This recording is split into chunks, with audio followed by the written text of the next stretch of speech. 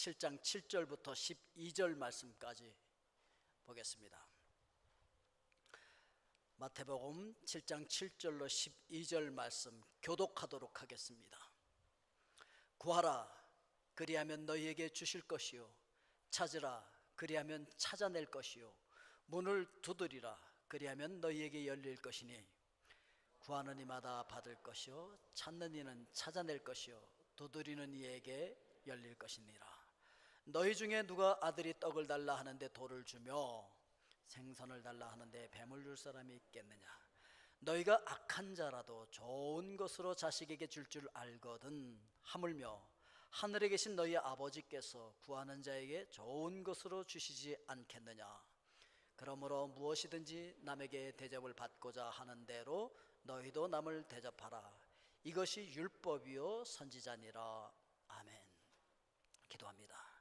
은혜로우신 아버지 하나님, 존귀하신 말씀을 교독하였습니다. 말씀과 함께 성령님 우리 가운데 운행하시며 각 심령에게 성령님께서 직접 말씀을 깨닫게 하여 주시옵소서.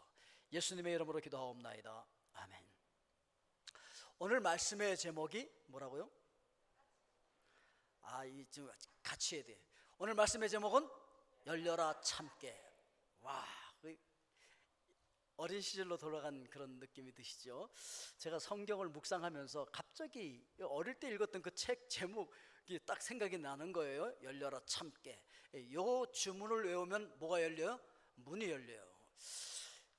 천일야화라고 일컬어지는, 영어로는 아라비안 나이트에 나오는 그 이야기 중에서 알리바바와 40인의 도둑 이야기에 나오는 주문인데, 이 도둑들이 보물을 동굴에다 숨겨놨는데 그 동굴 문이 그 앞에 가서 열려라 참깨라고 하는 주문을 외우면 문이 착 열려. 이 알리바바가 들어가고 그 보석들을 가지고 나서 잘 먹고 잘 살았다는 얘기 아니겠어요? 그 욕심 많은 형이 들어가고 자기도 열려라 참깨에서 들어가긴 들어갔는데 나올 때 주문이 생각이 안 나. 그래가지고서 못 나오고 도둑들에게 잡혀서 죽었다라고 하는 얘기 아니겠습니까? 여러분, 우리가 축복의 하늘 문을 열고 사는 방법이 있어요. 그게 뭐냐면은 그 키가 바로 말씀이에요. 그래서 여러분들이 말씀을 잊어버리지 않으면 축복의 하늘 문이 열리는 줄로 믿습니다. 근데 이 말씀을 잃어버리면 어떻게 된다고요? 죽어. 그래서 우리가 외워야 할 주문은 뭐냐? 말씀이라고 하는 것이죠. 그러면 어떤 말씀을 우리가 생각을 해야 되냐? 말씀이 도대체 뭐냐? 하나님께서 이 하늘문을 열게 하기 위해서 우리에게 주신 말씀들, 즉 계명들이 있는데, 구약 성경에 보면은 하나님께서 이스라엘 백성들에게 명령하신 율법 중에서는 하라라고 하는 것과 하지 말라라고 하는 계명이 있는데, 하라라고 하는 계명은 248개, 그리고 하지 말라라고 하는 계명은 365개예요. 그래서 총 613개의 계명이 있는데, 오늘 우리가 읽은 이 본문이 속한 이 말씀의 전체 내용을 산상수훈이라고 얘기해요. 예수님께서 산 위에 올라가서 말씀을 하셨다라고 해서 그 산상수훈에 포함되어 있는 이 마태복음 7장에도 하라라고 하는 계명과 하지 말라라고 하는 계명이 나와요.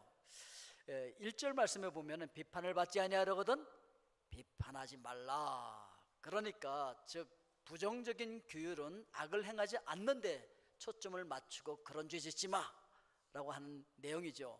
그 다음에 하라라고 하는 긍정적인 계명도 있어요. 12절에 그러므로 무엇이든지 남에게 대접을 받고자 하는 대로 너희도 남을 대접하라 라고 하는, 즉 긍정적인 규율은 남에게 유익을 행함으로 말미암아 그들을 도와주는 데 초점이 있는 거죠. 그러니까 뭐 선을 행한다든지 사랑을 행한다든지 구제를 행한다든지 누구를 돌봐준다든지 이런 것들은 다 하라라고 하는 계명에 속하다라고 하는 것을 기억을 하시면 됩니다. 자, 그런데 이 계명들이 있는 것이 능력이 아니에요. 계명을 우리가 어떻게 지키는가가 문제 아니겠습니까? 우리 몸과 마음을 들여서 이 계명들을 순종해야 되는데, 그래서 12절 끝에 이렇게 얘기하는 것이죠. 이것이 율법이요 선지자라. 율법이요 선지자라는 얘기는 성경 전체의 계명의 내용이다, 그런 얘기를 하고 있는 거예요. 자, 이 613개나 되는 이 방대한 계명, 와, 이거 뭐 알기도 힘들어요. 그래서 이거를 간단하게 10개로 요약해 줬어요. 그 10개로 요약한 걸 우리는 10계명이다 이렇게 얘기하는 거예요. 근데 이 10계명도 다 갑자기 외워보라 그러면 어렵죠. 아유, 제가요 이 한국에서 이제 과테말라로 오기 위해서 미국에 딱 들어오는데, 아이 공항에서 말이에요 그 이민청 그 통과에 들어가야 되잖아요. 미그레이션 통과에 들어가는데 거기 이렇게 물어보더라고요. 계명을 나보고 외워보래. 몇 계명이 뭐냐. 근데 갑자기 질문 받으니까 목사인데도 잘 생각이 안 나. 와우. 그러니 뭐 성도님들은 오죽하겠어요? 그 살아가는 순간에 이게 잘 어떻게 생각이 안 나잖아. 그래서 하나님이 얼마나 또 자비로우시고 인자하신 분이시고 우리를 잘 생각하시고 긍휼하신 분이신지 2개로 요약해 주셨어. 그래가지고서 마태복음 22장 37절부터 40절에 보니까 예수께서 이르시되 내 마음을 다하고 목숨을 다하고 뜻을 다하여 주 너의 하나님을 사랑하라 하셨으니 이것이 크고 첫째 되는 계명이요 둘째도 그와 같으니 내 이웃을 내 자신과 같이 사랑하라 하셨으니 이 2계명이 온 율법과 선지자의 강령이니라. 그러니까 오늘 율법과 선지자라 그랬는데 온 율법과 선지자의 강령, 그러니까 성경 전체를 요약하면 하나님 사랑하고 그 다음에 이웃 사랑하라, 이렇게 2개로 나눠진다. 그러니까 한마디로 사랑하라 라고 하는 얘기라 이게 하고 있는 거예요. 자, 그런데 우리 사람의 몸의 뼈를 구성하고 있는 이 뼈가 몇 개인지 아세요? 한번 세봐요, 머릿속도. 정답을 제가 가르쳐 드리겠습니다. 248개예요 우리 몸의 뼈가 몇 개라고요? 248개. 근데 하라라고 하는 계명이 몇 개라고요? 역시 248개. 그러니까 온 몸을 들여서 계명을 순종해라 라고 하는 의미가 거기 숨어 있겠죠. 그리고 1년은 며칠이죠? 365일. 그럼 하나님께서 하지 말라라고 하는 계명이 몇 개라고요? 365개. 어떤 의미가 있을까요? 매일 매 순간 하나님께서 하지 말라고 한 건 하지 말라는 거지. 자꾸 죄 짓고 싶은 생각이 들고 도둑질하고 싶고 탐욕을 부리고 싶은 생각이 들지라도 하지 말라. 매일 하나님의 계명을 기억하라 라고 하는 의미에서 365개. 그래서 613개의 계명이 있다라고 하는 것 아니겠습니까? 그래서 자, 열려라 참게 하면 열리는데 요거 잃어버리면 안 열려요. 근데 열려라 참깨가 그 아라비아 쪽에 그 천일 야화 아니겠어요? 뭐 어떤 선한 왕이 선정을 베풀고 있는데 그냥 왕비가 그냥 그 바람 피는 바람에 화가 나갖고서 이제 죽여버리고서 그 다음에 결혼을 하기만 하면 첫날 밤만 보내면 여자를 죽여버리네. 근데 어떤 재상에 그 부인이 결혼을 해가지고서 이제 얼마나 눈물로 또 너 이제 가면 이제 하룻밤 지내고 죽겠구나 또 그러지 않았겠습니까?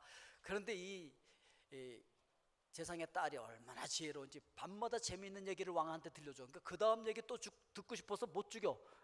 내일 한 번 더 듣고 죽여야지. 그래서 1000일 동안 재미있는 얘기를 해줬다고 해서 천일 야화예요. 그 중에 한 얘기인 거예요 이게. 그래서 이제 그 왕을 또 다시 이렇게 교화시켰다 그런 얘기인데, 그러니까 여러분들이 죽지 않고 살기 위해서 하늘의 축복의 문을 열고 살기 위해서는 뭐를 잊어버리면 안 된다고요? 말씀을 잃어버리면 안 돼. 말씀이 바로 키이기 때문에. 그럼 이 하늘의 축복의 문을 여는 그 말씀을 어떻게 순종해야 할까? 그 말씀 중에 어떤 것들이 있을까? 오늘 말씀에 이렇게 돼 있는 거예요. 구하라 그리하면 주실 것이요 구하는 이마다 받을 것이요, 이렇게 말씀을 하고 있기 때문에 하늘 문을 열기 위해서 뭘 해야 된다? 기도해야 된다라고 하는 것을 이야기하고 있어요. 그런데 여기 구하라 라고 하는 이 말씀을 헬라어로 보니까 아이테오라고 하는 단어인데, 이거는요 하나님의 은혜로만 받을 수 있는 것을 강렬하게 소망하는 그 소망을 바로 여기 아이테오라고 하는 단어로 쓰고 있는 거예요. 그러니까 뭐 우리가 뭐 이 세상에서 그냥 우리 능력으로 얻을 수 있는 그걸 얘기하는 것이 아니고 하나님만이 은혜로 주실 수 있는 것을 우리가 강력하게 소망하는 것이 바로 여기에 나오는 이 구하라라고 하는 이 단어예요. 원래요 하나님께서 여러분들 이 세상을 만들기 전에 어떻게 했다 했어요? 계획하셨다 그랬잖아요. 그래서 원래 여러분들의 원형이 하나님의 마음속에 있어요. 하나님의 설계도 속에 있어요. 그리고 여러분들이 이 땅에서 그 설계도대로 살고 있다고요? 아니지. 하나님의 원형대로 우리가 못 사는 거예요. 그런데 그 하나님께서 원래 우리를 계획하신 원형이 우리 속에 DNA 속에 남아있어요. 우리 DNA 속에. 그래갖고 나도 모르는 사이에 그냥 속에서 그거 하고 싶다 그런 생각이 드는 거야. 그게 바로 우리 DNA 속에 있다가 어느 순간 그게 막 튀어나오는 거지. 어릴 때 여러분 뭐 하고 싶어, 난 뭐 하고 싶어, 뭐 그런 거 어릴 때 잘했던 거 있는데 까맣게 잊어버리고 살기 바쁘다 보니까 지금 막 그냥 이렇게 살고 있는 분들 계시잖아요. 예? 어려서부터 하고 싶었던 거 지금까지 하면서 사시는 분들 별로 많지 않잖아요. 근데 우리 몸속에 DNA 속에는 하나님의 원형이 숨겨져 있어. 하나님께서 나를 설계하신 건 내가 어떻게 살기를 원하시는지 그게 있다고요. 그래서 이것이 강력한 소원으로 나와. 이걸 바로 하나님 앞에서 하나님 저 그거 하고 살고 싶어요. 하나님 저 이것이 소원이에요. 이렇게 하나님의 뜻에 맞는 걸 가리켜서 그 하나님의 뜻에 맞는 말씀에 맞는 나의 소원을 가리켜서 비전이라고 얘기하는 거예요. 그게 바로 비전인 거예요. 그래서 우리가 하나님 앞에 나와서 그걸 구해야 된다는 거죠. 야고보서 4장 2절에 너희가 얻지 못하면 구하지 않기 때문이다 라고 이야기하고 있으니까 여러분 열심히 구합시다. 그런데 3절에 보니까 구하여도 받지 못하면 정욕으로 쓰려고 잘못 구하기 때문이라. 그러니까 하나님의 비전과 하나님께서 원래 나를 계획하신 하나님께서 가지고 있는 그 원형과 내가 전혀 다른 걸 자꾸 내 욕심 따라 구하면 이건 응답이 안 된다는 거죠. 왜? 이거는 비전이 아니니까. 만약에 하나님의 말씀에 맞는 나의 소망을 가지고 있다고 한다면 그걸 비전이라고 했어요. 이 비전은 우리가 하나님 앞에 큰 소리로 구해야 돼. 하나님 이거 주세요. 하나님 내가 이렇게 살아서 하나님의 영광을 드러내겠습니다. 하나님의 그 거룩하신 뜻을 이 땅 위에서 이루겠습니다 라고 하는 기도를 하라는 것이죠. 그래서 예레미야 33장 3절에 보면은 너는 내게 부르짖으라 내가 내게 응답하겠고 내가 알지 못하는 크고 은밀한 일을 내게 보이리라. 아멘. 그러니까 하나님 앞에 나와서 하나님 가만히 보니까요 하나님께서 제 마음속에 두신 그 비전이 있네요. 그 소망이 있네요. 오 하나님 제가 그 하나님의 소원을 이루며 살게 해주십시오. 하늘 위에서 가지고 계신 그 하나님의 그 거룩한 뜻을 내 몸으로 나의 삶 속에서 제가 이루며 살겠습니다. 이거 이루어 주시옵소서 라고 하는 것이 바로 여기서 말하는 구하라 라고 하는 단어 속에 있는 거예요. 여러분들의 소원을 하나님 앞에 오늘 아뢰십시오. 자, 옆 사람 들리게 한번 하나님 앞에 얘기해 보세요. 하나님 저 이거 하고 살겠습니다. 해봐요 빨리. 옆 사람이 들려야 이분이 증인이에요 뭐 이렇게 얘기할 거 아니에요. 구하십시오. 그리고 두 번째 찾으라 그리하면 찾아낼 것이요. 아멘. 찾는 이가 찾아낼 것이요. 8절에도 그렇게 얘기하고 있어요. 누가 찾는다고요? 찾는 이가 찾는데. 옆 사람에게 얘기해 주세요. 찾는 사람이 찾는데요. 이 찾으라고 하는 헬라어 제테오라고 하는 단어를 보니까 끊임없이 신실하게 추구하라 라고 하는 의미가 있어요. 끊임없이 신실하게. 그러니까 내가 하나님 앞에 그렇게 구했으면 그걸 하나님께서 그 거룩하신 하나님께서 나의 삶 속에 이룰 것을 믿음으로 바라보면서 열심히 거기에 맞게 찾아야 된다는 거죠. 열심히 수고하고 노력하고 최선을 다하라 라고 하는 의미가 바로 거기에 숨겨져 있다라고 하는 것이죠. 오늘 여러분 하나님 앞에 여러분들의 비전을 선포하고 아뢰었으면 그걸 이루기 위해서 열심히 찾을 수 있기를, 열심히 노력하시고 최선을 다하실 수 있기를 주의 이름으로 축원드립니다. 그 다음에 두드려라 그리하면 너에게 열릴 것이니 8절에도 두드리는 이에게 열릴 것이니라. 이 두드리라고 하는 단어도 원어로 보니까 크로라고 하는 단어인데 이게 말이에요 단번에 응답되지 않는 것에 대해서 인내로서 추구할 것을 이야기하는 게 바로 이 크로라고 하는 단어예요. 그러니까 뭐 하나님 이거 해주세요 그렇다고 해서 하나님 그거? 그래서 금방 뭐 우리 따라서 막 움직이면서 해주시는 하나님이 아니에요. 기도는 내가 해야 되지만 응답은 누가 하는 거예요? 하나님께서 하나님의 때에 하나님의 방법으로 하나님께서 보시기에 좋은 걸 우리에게 주시는 거예요. 뭐 내가 달랜다고 주고 뭐 싫다고 해서 안 주고 그런 것이 아니라 기도의 책임은 나에게 있지만 응답은 누가 하시는 거예요? 하나님께서 하신다라고 하는 것을 우리가 기억을 해야 한다는 것이죠. 그래서 우리가 하나님 앞에서 오 하나님 제 몸속에 막 DNA가 말하네요. 제가 이런 것을 하고 살아야 되는 그런 존재였는데 제가 지금까지 모르고 그냥 그러고 살았군요. 하나님 마음속에 있는 원형 그걸 제가 이제 제 삶 속에 이루며 살겠습니다 라고 구했잖아요. 그럼 그러기 위해서 어떻게 한다고요? 열심히 찾아야 돼. 그런데 뭐 그런다고 해서 금방 덕가덕 되면 얼마나 좋겠습니까? 안 돼. 더 실망하지 말라는 것이죠. 하나님의 때에 하나님께서 응답하실 줄로 믿습니다. 그래서 히브리서 10장 38절에서 나의 의인은 믿음으로 말미암아 살리라. 또한 뒤로 물러가면 내 마음이 그를 기뻐하지 아니하리라 하셨느니라. 여러분 포기하지 마시고 뒤로 물러가지 마시고 비전을 선포하시고 열심히 찾으시고 인내하시면서 하나님의 그 거룩한 뜻을 여러분들의 삶 속에 이루실 수 있기를 주의 이름으로 축원드립니다. 이렇게 하나님 아버지께서는 우리에게 모든 좋은 것들을 다 주고 그렇게 살게 하시기를 원하신다는 거예요. 그걸 우리가 누리기 위해서는 어떻게 해야 할 것인가? 이제 세 번째 대지예요. 하늘 아버지께서 주신 좋은 것들을 누리기 위해서 하늘의 축복의 문을 열고 그걸 누리게 하시기 위해서 하나님께서 우리에게 좋은 것들을 주신답니다. 그래서 11절에 이렇게 말하고 있어요. 너희가 악한 자라도 좋은 것으로 자식에게 줄 줄 알거든. 하물며 하늘에 계신 너희 아버지께서 구하는 자에게 좋은 것으로 주시지 않겠느냐. 하늘에 계신 여러분들의 아버지께서 뭘 주신다고요? 에헤이, 이렇게 대답해서 받으시겠어요? 하늘에 계신 아버지께서 여러분들에게 무엇을 주신다고요? 그렇죠, 좋은 것으로 주신답니다. 아멘? 아유, 하늘 아버지께서 그 좋은 것을 누리라고 주신다는데 그걸 못 누린다면 그건 너무 억울한 거 아니겠습니까? 한 번 사는 인생인데 말이죠. 그럼 그 좋은 게 뭘까? 첫째, 이 좋은 것으로 주시지 않겠느냐라고 하는 이 말씀을 누가복음에서는 이렇게 표현하고 있어요. 누가복음 11장 13절에 보니까 너희가 악할지라도 좋은 것을 자식에게 줄 줄 알거든. 하물며 너희 하늘 아버지께서 구하는 자에게 성령을 주시지 않겠느냐. 뭘 주신다고요? 성령님을 주신대. 예.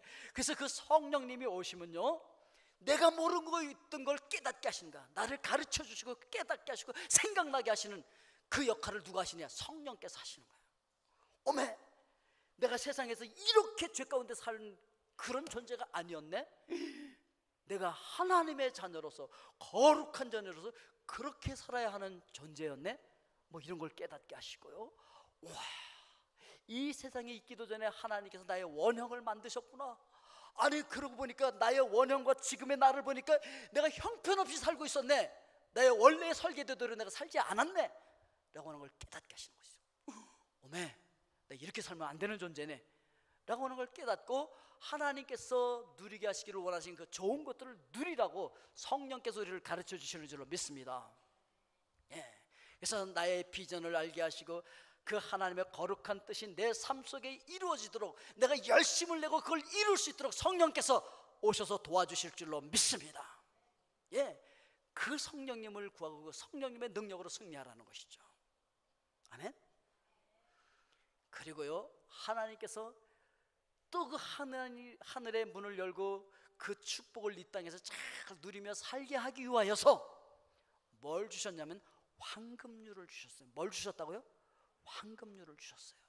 12절 말씀에 그러므로 무엇이든지 남에게 대접을 받고자 하는 대로 너희도 남을 대접하라. 이것이 율법이요 선지자니라. 이렇게 말씀하고 있는데, 이 황금률이라고 하는 별명이 언제부터 이 말씀에 부여되었느냐면 3세기 초반에 로마의 24대 황제 알렉산더 세베루스라고 하는 이 황제가 아니 말씀을 읽다 보니까 이 말씀이 너무 귀한 거예요. 그래서 이 말씀을 금으로 만들어서 궁궐 그 집무실과 그 궁궐에다가 황금으로 이걸 써갖고 붙여버렸어. 야, 이건 너무 좋다. 이건 다른 걸로 쓰면 안 돼. 이거 황금으로 써야 돼. 황금으로 써서 이걸 붙인 거예요. 그때부터 이게 황금률이라고 하는 별명을 갖게 됐어요. 황금률. 근데 하나님께서 우리에게 주신 너무 귀중한 율이라고 얘기하고 있는 것이죠. 무슨 얘기냐면은 우리가요 살아가면서 뭐 다른 사람들한테 인정받고 싶고 사랑받고 싶고 다른 사람들의 돌봄을 받고 싶고 뭐 그런 마음은 다 있잖아요. 그런 마음을 내가 가지고 있는 것처럼 다른 사람도 그렇게 대접하라 라고 하는 것이죠. 내가 싫으면 남에게도 하지 말고 그 사람 입장에서 생각해 줘라 라고 하는 것이 바로 황금률인 것이죠. 그래서 갈라디아서 6장 7절 말씀에 보면은 스스로 속이지 말라. 하나님은 업신여김을 받지 아니하시나니 사람이 무엇으로 심든지 그대로 거두리라. 그러니까요 상대방에게 내가 무엇을 심었느냐에 따라서 그걸 거두게 되는 거예요. 상대방에 내가 어떻게 했느냐에 따라서 그걸 거두게 되는 거죠. 그래서 우리는 뭐 우리 친구라든지 우리 배우자라든지 뭐 연인이라든지 누구에게 뭘 연상시키는 사람인지를 한번 생각해 봐야 돼요. 그래서 그가 나를 생각할 때 뭘 연상할까를 생각하는 거죠. 그가 나한테 전화를 할 때 어떤 마음으로 전화를 할까? 그가 내가 전화하는 것을 딱 보면서 어떤 마음으로 이 전화를 받을까? 왜냐하면 그 전화벨이 울려서 딱 이름이 뜨는 순간 뭐가 연상되는 게 있거든요. 나는 그 사람에게 뭘 연상시켜주는 사람이냐라고 하는 것이죠. 생각만 해도 우울하고 막 짜증나는 사람이 있을 수도 있고 생각만 해도 그냥 상큼 발랄 싱그럽고 그냥 막 금방이라도 달려가고 싶은 뭐 그런 것이 연상되는 사람들도 있을 수 있는 것이죠. 이 뇌과학적으로 분석해 보면은요 사람의 뇌 속에는 그 연상회로가 생기는데 이 연상회로가 어떻게 생기냐면은 처음 생긴 그 연상회로는 단기 기억으로 가고 요게 자꾸 반복이 되면 굵고 강렬한 장기 기억으로 가는데 요게 바로 우리 내면의 무의식의 그 95%에 해당하는 그 속으로 이렇게 저장이 돼요. 그래서 사람들이 자기도 모르게 막 튀어나오잖아요. 그죠? 뭐 의식하고 사는 건 5%밖에 안 된다고 지난주에 말씀을 드렸잖아요. 근데 95%는 자기도 모르는 사이에 무의식적으로 튀어나와야 되는 거거든요. 운동하는 사람들도 마찬가지예요. 의식하고 가면서 요거 몇 각도를 어떻게 쳐야지 이러다 보면 벌써 지나갔어요. 안 돼. 그러니까 무의식적으로 튀어나와야 돼. 그러니까 무의식적으로 튀어나오려면 평상시에 많이 연습을 하고 그렇게 했어야 평상시에 훈련하거나 경험했던 것들이 자기도 모르는 사이에 그 무의식 속에 그 95%가 저장이 돼서 우리 삶 속에 대부분 그 무의식에서 튀어나오는 것들이거든요. 자, 그런데 그렇기 때문에 여러분 내가 의식할 때 의식적으로 생각하면 너무 좋아. 아무개 너무 좋아. 내 이상적이야 막 이래도요. 그 무의식적으로 다른 것이 있을 수 있거든요. 그냥 좋아서 처음에 만났는데 그냥 막 자꾸 뭐 짜증내고 왜 빨리 시간 맞춰서 안 오냐 그러고 왜 시간 맞춰서 전화하냐 그러고 왜 전화했는데 받지 않느냐 그러고 맨날 그냥 뭐 만나기만 하면 그냥 투정이고 짜증이야. 그럼 굉장히 좋아서 만나기는 하는데 무의식 중에 뭐가 쌓이고 있느냐면 부정적인 게 쌓이는 거야. 이런 것들이 쌓이다 보면요 어느 날 지치고 피곤한 그가 갑자기 무의식 중에서 이렇게 얘기하는 거지. 우리는 아닌 것 같아. 헤어져. 이렇게 이별을 통보한다는 거지. 근데 의식 세계에서는 좋아. 5%의 의식 세계에서는 너무 좋은데 95%의 무의식 세계에서는 계속 연상 회로 속에서 뭐가 이 사람 너무 피곤한 사람이야. 같이 살다 보면 절대 행복할 수 없어 라고 하는 것이 튀어나오게 돼서 그 다음에 어느 날 갑자기 이별을 통보하게 된다는 것이죠. 그런데 문제가 뭐냐면은 우리가 일부러 그렇게 연상회로를 부정적인 연상회로를 만들려고 그렇게 전화를 받거나 그렇게 반응한 게 아니라는 거죠. 오히려 나한테 좀 신경 좀 써줘, 나 좀 더 사랑해줘 라고 하는 표현을 한 것이었는데 상대방은 그렇게 받아들이지 않았다는 데 문제가 있는 것이죠. 너무 피곤하게 받아들인 거지. 그러니까 아니 제 의도는 그게 아니었어요. 그래봐야 소용없어. 내가 말하거나 행동하거나 반응한 것이 상대방에게 어떤 그림을 그려줬느냐, 이게 문제라는 것이죠. 그래서 뭐 어떤 사람도 그래요. 아니 제 말은 사실 그게 아니었고. 소용없어. 나는 그렇게 말을 안 했다 할지라도, 그런 의도로 말을 안 했다 할지라도 내가 말한 이것이 상대방에게는 어떤 그림으로 그려졌다는 거죠. 그것만 남으니까 왜 이게 안 되냐면 자꾸 내 입장에서만 말하고 그 행동했기 때문에 이런 결과가 나오는 거죠. 그러니까 황금률을 생각하지 않았다는 거죠. 황금률을 생각하면 뭐냐? 상대방을 생각하는 거죠. 먼저 그 상대방의 입장에서 생각하고 말을 했다면 그런 오해가 없었을 것을, 너무 안타까운 거 아니겠습니까? 예, 그래서 내가 무슨 말을 했느냐보다도 상대방의 뇌에 어떤 연상회로를 우리가 만들었느냐 하는 것이 더 중요하다라고 하는 것을 우리가 기억을 해야 되는데, 그 운동선수들 말이에요, 그 코치나 감독이 어이 실수하지 말고 잘해, 응? 그 말을 듣는 순간 그 실수, 그래 실수할지도 몰라, 어머 실수하다가 실수한다는 거야. 아니 실수하지 말라 그랬는데 지난주에 우리가 그 테스트 해봤잖아요. 이 뇌가 말이에요, 부정적이거나 긍정적이고 생각도 못하고 그냥 그걸 다 떠올려 버리는 바람에 실수하지 말라 그랬는데 실수가 떠올라 실수를 해버려. 이게 생각의 힘이라는 거 아니겠습니까? 그래서 지난 12일 날 영국에서 그 방송된 건데, 그 상상 훈련을 실험한 거예요. 아주 그 유명한 방송에서 그 방송을 한 거예요. 뭐냐면은 사람들 모아놓고 이렇게 좀 몸이 안 좋고 그래서 운동을 할 수 없는 사람들을 한 달 동안, 일주일에 그 5일 동안은 매일 그 15분간 뭐를 시켰냐면 두 다리로 무거운 것을 이렇게 밀어내는 상상을 하라 그랬어. 그래서 일주일에 5일 동안 15분, 매일 15분씩 두 다리로 무거운 걸 이렇게 밀어 올리는 상상을 한 거예요. 한 달 동안.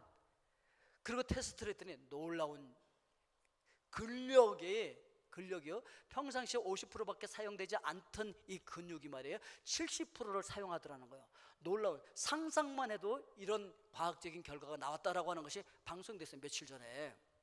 그러니까 이렇게 우리가 생각하는 힘이 굉장히 강하기 때문에 그 사람의 생각 속에 우리가 어떤 연상회로를 주느냐에 따라서 달라진다는 것이죠.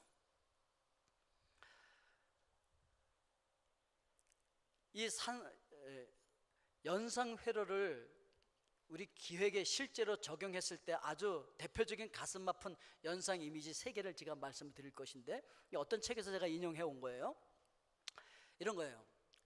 저의 부족한 프레젠테이션, 이제 PT라고 하겠습니다. PT를 들어주셔서 감사해요. 이러면 어머 겸손하다 뭐 이렇게 이제 생각할 것 같잖아요. 근데 그러지 않고 이런다는 거예요. 아무개가 사람은 참 좋은데 좀 부족하긴 했지, 이렇게 생각한다는 거예요. 그리고 또 하나의 예는 저의 두서 없는 PT를 들어주셔서 감사합니다. 그러면 전체적으로 두서가 없긴 했지, 이렇게 생각한다는 거예요. 그리고 이건 정말 별거 아니니까 그냥 편하게 들어주세요. 그러면 그렇지 뭐 네가 뭐 해봤자 뭐 별거 있겠어, 이렇게 생각을 해버린다는 거예요. 그래서요, 사람들이 자기만 생각하고 자기 마음 같을 줄 알고 얘기했는데 정반대의 결과가 막 나오는 거예요. 그래서 우리는 상대방에게 어떤 연상회로를 만들어주는 사람인지 다시 한번 점검을 해봐야 된다는 것이죠. 연인에게 또는 배우자에게, 친구에게, 직장 동료들에게 나는 어떤 연상회로를 만들어가고 있는 사람인가 라고 하는 거예요. 뭐 생각만 해도 막 웃음이 나는 사람도 있고, 어떤 사람은 뭐 생각만 해도 그냥 막 우울한 그런 연상이 되는 사람들도 있을 수 있거든요. 그런데 문제는 이게 다른 사람이 만들어주는 것이 아니고 내 자신이 만든다는 데 이제 문제가 있는 것이죠. 그러니까 이거 바꿀 수도 있어요. 소망이 있는 것이죠. 대부분의 사람들이 자기 자신에게 있는 99%의 그 장점이 있는데 이거 다 놔두고 말해요. 예를 들면은 아주 그냥 그 멋진 그 연인을 만나갖고 제가 가난하지만 최선을 다해서 행복하게 해드리겠습니다. 그럼 굉장히 멋진 말 같잖아요. 그런데 상대방은 그렇게 생각 안 한다는 거예요. 뭐가 머리에 꽂히냐면 가난한 남자구나. 그 어느 날 부자 남자를 찾아간다는 거예요. 할 말 없어. 지가 가난하다고 머리에다가 박아줬잖아, 연상회로를. 근데 사실은 그거 하나 빼고는 너무 좋은 사람이야. 가능성도 있고. 근데 자기에게 있는 너무나 좋은 가능성은 하나도 얘기하지 않고 아주 쪽집게 과외로 가난한 남자만 심어준 거지 그냥. 그 연상회로를 누가 만든 거예요? 자기가 만든 거라는 것이.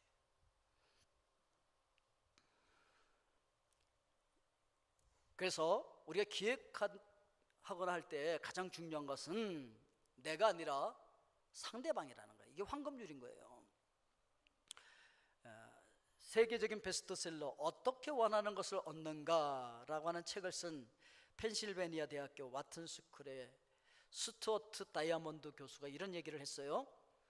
협상에서 덜 중요한 사람은 언제나 당신임을 기억해야 합니다. 가장 중요한 사람은 바로 상대방입니다. 근데 늘 협상에서 우리가 실패하는 이유가 뭐였냐? 내가 더 중요해, 상대방보다. 그렇게 협상이 안 되는 거지. 그래서 이제 뭐 이렇게 직장 같은 데 가서 저기 자기 상사한테 가서 저 상무님 제가 말이에요 이러이러한 일을 하려고 어쩌고 저쩌고 해서 그래서 그게 저 이리저리 해서 그럼에도 불구하고 그게 그렇게 했는데 아니 이제 그런데 그게 이거를 듣고 있을 상사가 있을까요? 아 시끄러 뭔데? 당장 그렇게 나오는 거죠. 예. 아 시끄럽고 해결책이 뭔데? 아 시끄럽고 바빠 한마디로 말해. 그러죠. 그러니까 우리의 말을요 처음부터 끝까지 듣고 있을 사람은요 엄마밖에 없어요. 그 엄마도 우리가 3살 때까지만 들어. 다 들어줄 수가 없어. 그러면요 이게 뭐 보고하러 갔다가 그냥 보고도 제대로 못하고 이제 빠꾸맞고 온 거 아니겠어요? 그럼 어떻게 하겠습니까? 대부분의 사람들이 밤을 새워요. 그래서 준비하는 거야. 밤을 새워도 제대로 안 돼. 그래서 그 다음날 가. 그럼 그분이 또 질문해. 했어? 우물쭈물해. 예. 그래서 그날 또 가서 밤을 새. 이제 반복되는 거죠. 그럼 어떻게 해야 될까? 황금률을 기억하는 거예요. 아, 우리 지금 상무님이 뭘 원하실까? 저분 입장에서는 그걸 생각하는 거지. 그래서 거기에 맞는 답을 만들어 가는 거예요. 그래서 그 다음날 질문하면 원하는 답을 얘기해 주는 거예요. 그럼 얼마나 날 좋아하겠어요? 그러면 나는 밤도 안 새고 그냥 내 시간을 내가 또 만들어서 얼마든지 활용할 수 있다는 것이죠. 근데 사람들은요 뭐 예술을 하려고 그래. 아니 직장에 뭐 예술을 하러 들어간 거 아니잖아요. 직장에 가서 자기 고집표, 아니 예술가들이 고집이 좀 있잖아요. 자기 분야만 이렇게 가야 되거든. 자기 스타일로. 그러니까 직장에 가서도 뭐 상사하고 뭐가 없이 그냥 자기 스타일로 자기 예술을 하고 있는 거야. 돈 받고 예술하러 가는 거지. 그러면요 잘려요. 안 되는 거지. 거기 가서는 거기서 원하는 것, 거기서 뭘 원하겠습니까? 이거를 팔아야 할 그 소비자들이 어떤 상태에 있는지 그 상대방의 입장을 생각해서 좀 뭘 기획하고 만들으라는 거죠. 그거 아니겠습니까? 그러니까 그거 생각하고 만들어 버리면 되는데 자꾸 자기 생각에 자기가 뭐 자기 예술하고 이러다 보면 안 된다는 것이죠. 그래서 뭐 왜 해야 되는데 기획 배경이 뭐냐는 것이죠. 뭘 한다고? 제안 내용을 얘기하는 것이고 한마디로 뭐야? 그러니까 컨셉이 뭐냐는 거죠. 컨셉이. 예? 아유 뭐라고? 그림이 안 그려져. 느낌이 안 와. 실행 방안을 구체적으로 얘기하라는 얘기죠. 아 지루하게 말하지 말고 그 스토리텔링을 좀 잘 하라는 거죠. 다시 정리해서 말씀을 드리면 그분의 입장에서 이 일을 왜 해야 되는지 기획 배경을 정하고 해결책을 끌리는 한마디로 딱 제시를 하고 그리고 그림이 그려지도록 세부 실행 방안을 얘기하고 그분이 이해할 수 있도록 기획서로 써서 관심을 가질 수 있도록 발표를 하면 최고의 엘리트가 되는 거예요. 이게 바로 황금률을 기억할 때 할 수 있는 일이라는 것이죠. 그러니까 이 땅에서도 얼마든지 축복의 삶을 우리가 살아갈 수가 있는데 쓸데없이 말이에요 자기 자존감 내세운다고. 근데 실제로 자존감이 높은 사람들은요 쓸데없는 것에서 자기 자존감을 세우지 않습니다. 거기 맞춰서 상대방을 존중하면서 그 일을 할 때 우리가 일을 잘 해갈 수가 있다라고 하는 것을 우리가 기억해야 되는데, 자 문제는 무엇이냐면요 이런 축복의 원리가 성경에는 참 많이 있거든요. 많이 있는데 이런 얘기를 들으면서 아유 나는 신경 안 써. 그리고 신경도 안 쓰는 사람이 있는가 하면 들을 때는 오 그러네. 예. 신기하죠. 뭐 코끼리는 생각하지 마. 그래도 막 생각이 나버리고 그죠? 그거 신기하잖아. 신기한 거로 끝나 그냥. 말씀을 듣을 때 어머 은혜가 되네. 어머 그러네. 아멘. 그리고 끝나. 아무런 변화가 일어나지 않아. 그냥 정보로만 끝나는 거예요. 그런데 어떤 사람들은 그거를 자기 삶에 적용시켜버려. 그럼 정말 놀라운 역사가 일어날 수밖에 없거든요. 오늘 여러분, 하나님의 말씀이 여러분들에게 적용될 수 있길 주의 이름으로 축원드립니다. 마태복음 7장 21절 말씀해 보면 나더러 주여 주여 하는 자마다 다 천국에 들어갈 것이 아니요 다만 하늘에 계신 내 아버지의 뜻대로 행하는 자야 들어가리라. 아멘. 하나님의 나라도요, 말씀 듣고 좋으네 그러고 끝나면 못 들어가요. 그 말씀대로 믿으면 믿는 대로 행동하는 사람이 천국에도 들어간다는 거예요. 그리고 축복의 말씀도요, 우리가 지켜야만 이 땅에서 하나님께서 주시는 그 좋은 것들을 다 누리게 될 줄로 믿습니다. 성경은 이런 사람을 지혜롭다고 얘기해요. 마태복음 7장 24절에 보니까 그러므로 누구든지 나의 이 말을 듣고 행하는 자는 그 집을 반석 위에 지은 지혜로운 사람 같으리라. 오늘 여러분 다 지혜로운 하나님의 사람들 될 수 있길 주의 이름으로 축원드립니다. 자, 오늘 결론을 말씀을 드리도록 하겠습니다. 오늘 저는 여러분들이 열려라 참깨를 외치기를 주의 이름으로 축원드립니다. 원래 이 참깨라고 하는 그 말이 중세 시대 그 아랍어 중에서는 참깨라고 하는 뜻과 동시에 문이라는 뜻이 있어요. 열려라 문, 그런 뜻이에요. 열려라 참깨가. 그러니까 오늘 여러분 앞에 그 축복의 문이 열릴 수 있길 주의 이름으로 축원드립니다. 그래서 하늘의 보화가 가득한 문이 열리기 위하여서는 우리의 몸과 마음을 들여서 그 키인 말씀을 순종해야 된다는 것이죠. 그리고 우리 비전을 하나님 앞에 외치고 사람들 앞에 외치고 그 비전을 찾기 위해서 열심히 찾고 인내함으로 말미암아 성취할 수 있길 주의 이름으로 축원드립니다. 이걸 하게 하기 위해서 어떻게 하신다고요? 성령님을 보내주셔서 성령님의 권능으로 우리가 그 하나님의 나라를 누리게 하시고 그 하나님의 나라에 들어갈 수 있도록 인도하실 줄로 믿습니다. 그리고 이 황금률을 우리의 삶 속에서 지키고 상대방을 나보다 더 중요하게 생각하고 하나님의 뜻을 내 뜻보다 더 중요하게 생각하는 그런 삶 속에 천국 문이 열리고 천국의 보화들이 가득한 그런 삶을 살게 되어질 줄로 믿습니다. 오늘 여러분들이 하나님께서 의도하신 그 원형을 살아내는 하나님의 거룩한 백성들 되실 수 있기를 주의 이름으로 축원드립니다. 기도하겠습니다.